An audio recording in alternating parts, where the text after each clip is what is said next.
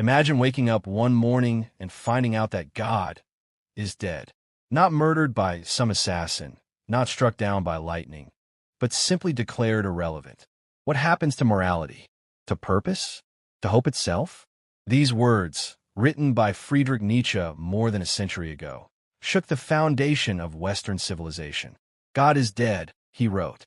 And yet, most people have misunderstood what he truly meant. Today, we're diving deep into one of the most dangerous, liberating, and controversial ideas in all of philosophy. What happens to humanity after the death of God? If deep questions like this make you pause and reflect, subscribe to Philosynth. This is just the beginning. To understand Nietzsche's declaration, we have to step back into history. For centuries, religion, especially Christianity, was the backbone of European society. It told people how to live, what was right and wrong, and even what happened after death.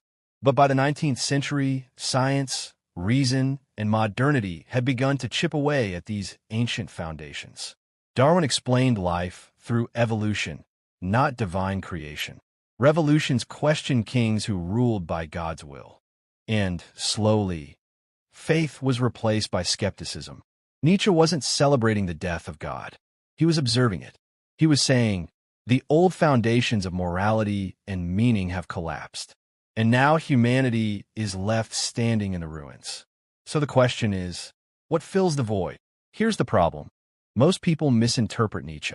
They think God is dead was a triumphant atheist slogan, a cheer of victory. But Nietzsche was not cheering. He was warning. He saw that without God, without religion, society would face a terrifying vacuum. Morality, he believed, had been anchored in divine authority. Without it, humans risked falling into nihilism, the belief that life has no meaning at all. And nihilism, Nietzsche feared, would destroy us. His challenge to humanity was simple yet terrifying.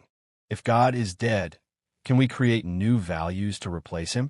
Or will we collapse into despair?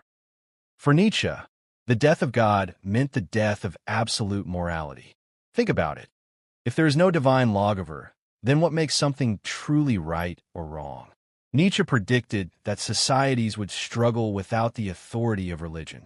Wars of ideology, confusion about morality, a rise in people chasing pleasure or power as substitutes for purpose. Sound familiar? Even today, debates rage.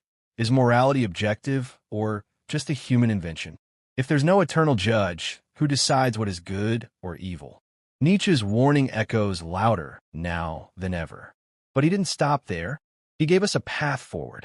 Nietzsche believed that after the death of God, humanity had two choices: collapse into nihilism or rise above it. His solution was the idea of the Übermensch, the Overman, or the higher human. Someone who creates their own values instead of borrowing them.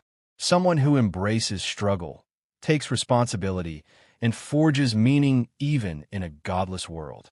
The Übermensch does not look for commandments written in stone. They write their own. They live not for eternal rewards in heaven, but for the greatness of life here and now.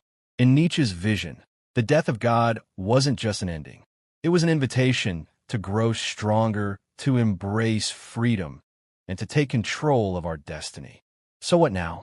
Nietzsche's prophecy came true. Religion, in many parts of the world, has faded.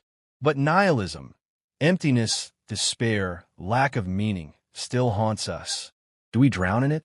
Or do we accept Nietzsche's challenge and build new values, new art, new strength, new life? God is dead wasn't the end. It was the beginning of a dangerous freedom. A freedom that could destroy us or transform us into something greater. Before we continue, tell me in the comments, do you think morality needs God, or can we create it ourselves? I'll be reading your answers. Nietzsche didn't ask us to cheer at the death of God. He asked us to rise, to face the abyss, and build meaning where there was none. The question is, will you? Would you dare to live without divine guarantees and create your own destiny? Or does the death of God still terrify you? If this exploration challenged your thinking, give this video a like. It helps spread these ideas to more people who need them. And join the community by subscribing, because here on Philosynth, We don't just read philosophy. We live it.